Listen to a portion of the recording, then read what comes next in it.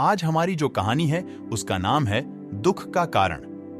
एक शहर में एक आलीशान और शानदार घर था। वह शहर का सबसे खूबसूरत घर माना जाता था। लोग उसे देखते तो तारीफ किए बिना नहीं रह पाते। एक बार घर का मालिक किसी काम से कुछ दिनों के लिए शहर से बाहर चला गया। कुछ दिनों बाद जब वह वापस लौटा तो देखा कि उसके मकान से धुआं उठ रहा है। करीब जाने पर उसे घर से आग की लपटें उठती हुई दिखाई पड़ी।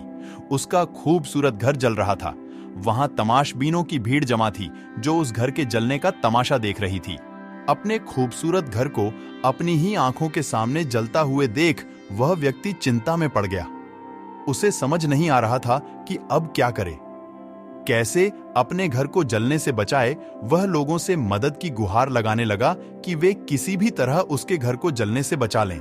उसी समय उसका बड़ा बेटा वहां आया और बोला, पिताजी घबराइए मत, सब ठीक हो जाएगा। इस बात पर कुछ नाराज होता हुआ पिता बोला, कैसे ना घबराऊं, मेरा इतना खूबसूरत घर जल रहा है। बेटे ने उत्तर दिया, पिताजी माफ कीजिएगा, एक बात मैं आपको अब तक बता नहीं पाया था। कुछ दिनों पहले मुझे इस घर के लिए एक बहुत बढ़िया खरीदार मिला था। उसने मेरे सामने मकान की कीमत की 3 गुनी रकम का प्रस्ताव रखा। सौदा इतना अच्छा था कि मैं इनकार नहीं कर पाया और मैंने आपको बिना बताए सौदा तय कर लिया। ये सुनकर पिता की जान में जान आई। उसने राहत की सांस ली और आराम से यूं खड़ा हो गया जैसे सब कुछ ठीक हो गया हो।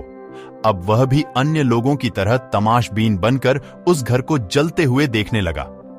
तभी उसका दूसरा बेटा आया और बोला, पिताजी हमारा घर जल रहा है और आप हैं कि बड़े आराम से यहां खड़े होकर इसे जलता हुआ देख रहे हैं। आप कुछ करते क्यों नहीं?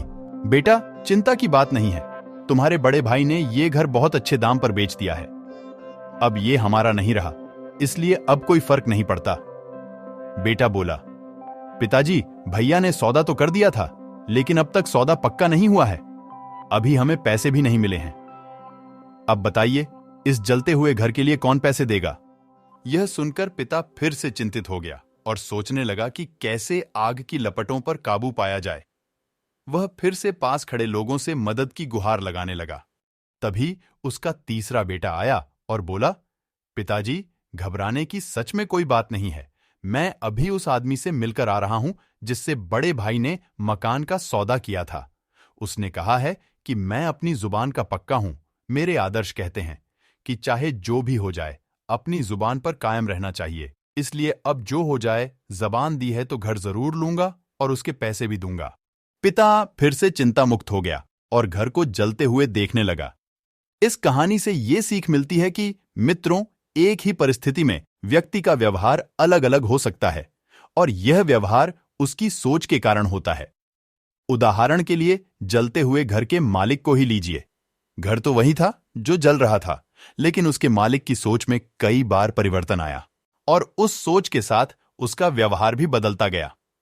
असल में जब हम किसी चीज से जुड़ जाते हैं तो उसके छिन जाने पर या दूर जाने पर हमें दुख होता है, लेकिन यदि हम किसी चीज को खुद से अलग कर देखते हैं तो एक अलग सी आजादी महसूस करते हैं और दुख हमें छूता तक नहीं है। इसलिए दुखी होना और ना होना पूर्णतः हमारी सोच और मानसिकता पर निर्भर करता है।